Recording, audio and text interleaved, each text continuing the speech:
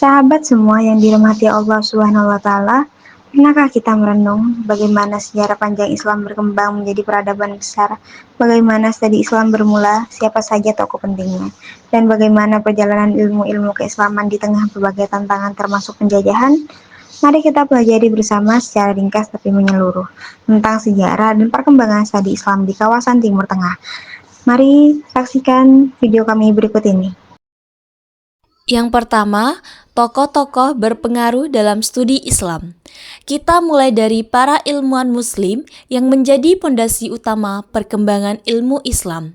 Pertama, Ibnu Khaldun, seorang ilmuwan muslim dari Tunisia yang hidup di abad ke-14. Ia bukan hanya sejarawan, tapi juga sosiolog dan filsuf.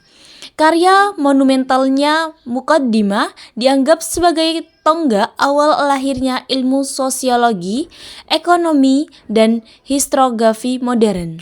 Ia memperkenalkan konsep asabiyah atau solidaritas sosial yang menjelaskan mengapa suatu peradaban bisa bangkit dan jatuh. Ia juga mengkritik pendekatan sejarah yang sekadar naratif dan mendorong pendekatan ilmiah yang kritis dan analitis. Yang kedua, masuknya Islam dan awal studi Islam. Islam lahir di Mekah pada tahun 610 Masehi saat Nabi Muhammad SAW menerima wahyu pertama dari Allah melalui malaikat Jibril. Setelah hijrah ke Madinah tahun 622 Masehi, Islam menyebar pesat di seluruh jazirah Arab dan mulai menembus kawasan Timur Tengah, Persia, Afrika Utara, hingga ke wilayah-wilayah yang lebih jauh. Pendidikan Islam dari masa kejayaan hingga masa kolonial.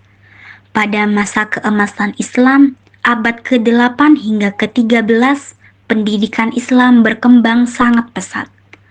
Muncul berbagai lembaga pendidikan seperti madrasah dan ribat. Ilmu pengetahuan dikaji dalam berbagai bidang, dari ilmu agama seperti fikih dan hadis, hingga ilmu rasional seperti filsafat, logika, astronomi, dan kedokteran. Yang keempat, pengaruh kolonialisme terhadap studi Islam. Kolonialisme tidak hanya mengganggu sistem pendidikan Islam, tetapi juga meninggalkan warisan dualisme dalam pendidikan.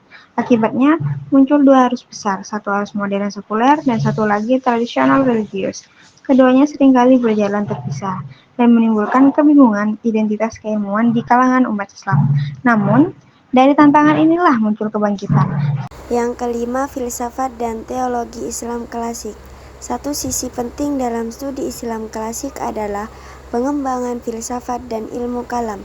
Filsafat Islam banyak dipengaruhi oleh filsafat Yunani, khususnya Aristoteles dan Plato, namun tetap berusaha memadukan akal dengan nilai-nilai wahyu.